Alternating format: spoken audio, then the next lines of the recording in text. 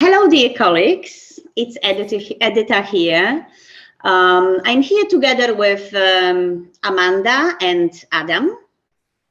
Hello. I met them during the Innersense course, which I'm taking recently.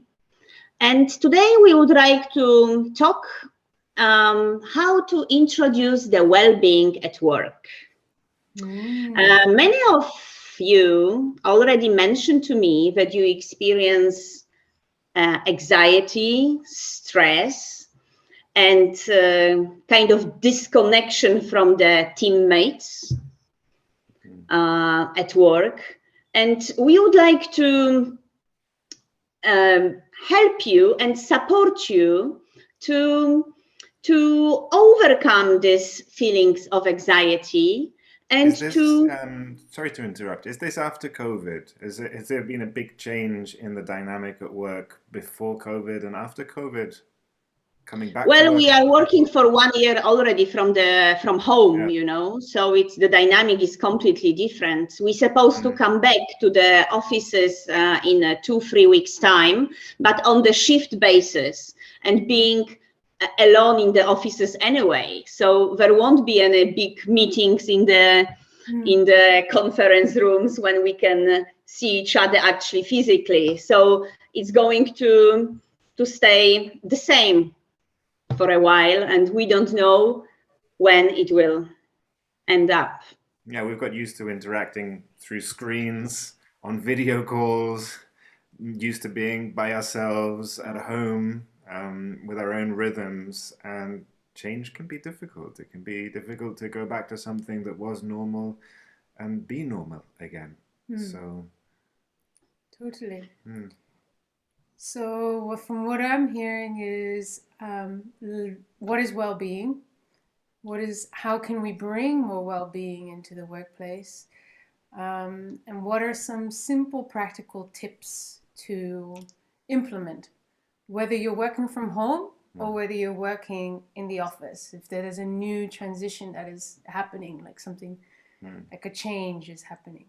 Is that right? That's very much correct. Amanda works a lot more with the mind, with the emotions, and emotional mastery and coaching. And I'm a body worker. I love biology and learning about the way the different bodily systems work and how we can influence change by working through the body. The last few years have been a great metamorphosis, a transformation for me. Opening my body up has made me feel more human. And I've come to realize that a lot of these negative emotions that you're talking about, this stress, this anxiety, this tension, is coming from when we are separated, not only from other people, but from ourselves. When we're stuck in the mind and going at 1,000 miles an hour and thinking about all the things that we've got to do before 6 o'clock, The to-do list. the to-do lists, Yeah. we forget to breathe. We forget to take a step back into our body, to remember that we're human beings. Being human, well-being for me is about being human. And it's fundamental in the modern working culture to remember that we're human beings. We have emotions, we have feelings. Yes, if I may interrupt you, we have a very strong work ethics. So we feel responsible for our work. We want to have the things done, but we are forgetting about rest ethics. Yes. Yeah. We breathe in to do things, but we forget to breathe out how to relax. Yeah. And then if we only breathe in, which is not natural because we have to breathe out, it can lead to the burnout, obviously, which Yeah. actually we experience more and more during the COVID. Yeah. And if that is something where someone is in at the moment, I highly do recommend either speaking up to HR or like taking that action to do something about it. If it's something that you're like, I'm not there yet. Hopefully, it'll never happen. We'd love to bring these little tools, tips, and to help you, remind you every week in your inbox of what are some things that I can do so I don't end up there. Because we all have, I've experienced burnout. That's kind of like why I left my work 6 years ago in the corporate world, because I didn't know how to speak up for myself. I didn't know how to set boundaries. I was just doing, thinking that I had to prove myself that I'm worthy. This is how Edyta and I met, is through the Self-Worth Academy. And so for me, that's been a huge journey of just coming back to what you were saying, the connection to myself, to the breath, like you were saying, is breathing in, breathing out. And why don't we? What's the thought process behind it? Why are we keeping ourselves up here? What's the belief in staying up here? Why? It's not a belief, it's a habit. Or it's a habit. tendency. Yeah. Let's build over we get time. stuck up there. And one of the most powerful tools I think that we have at our disposal is the breath.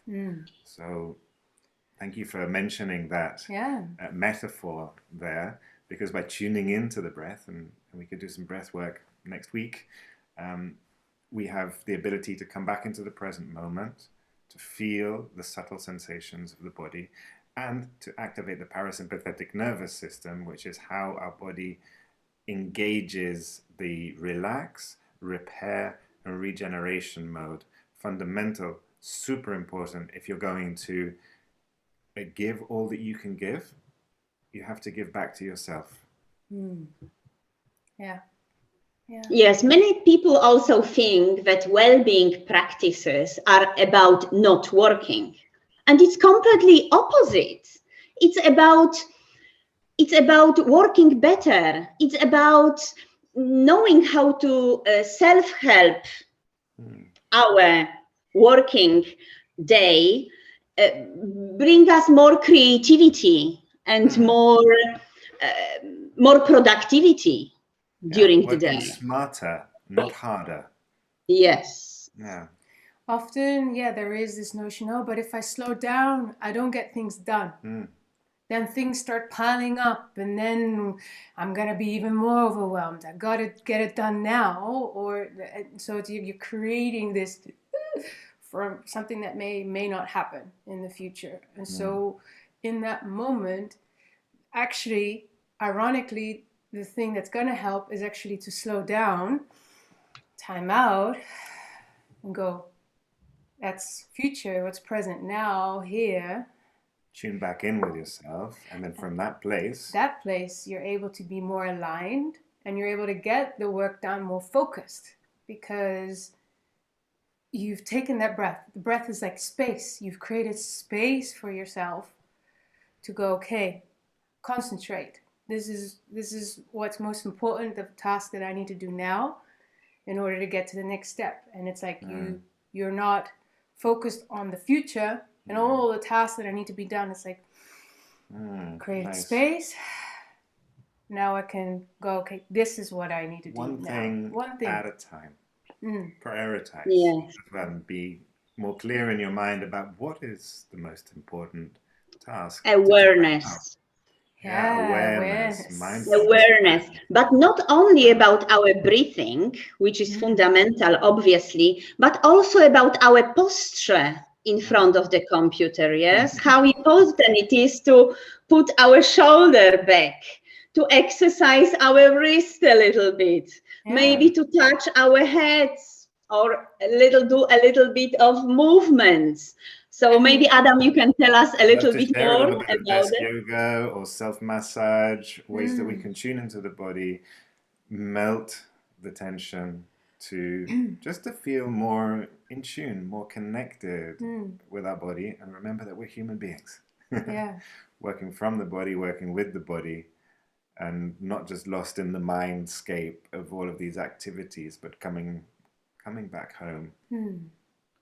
And then, and that'd be the next few weeks to come. If anyone wants anything in specific that they have, like you mentioned, the wrist, the back, the neck, ask Edyta. Send a message to her. She's your voice. She's going to be the one that's going to have a conversation here with us, and hopefully at some point all of you get to come and be on a screen with us, or maybe we come in person to you in Portugal. We're in Spain. We're in just Spain. around the corner.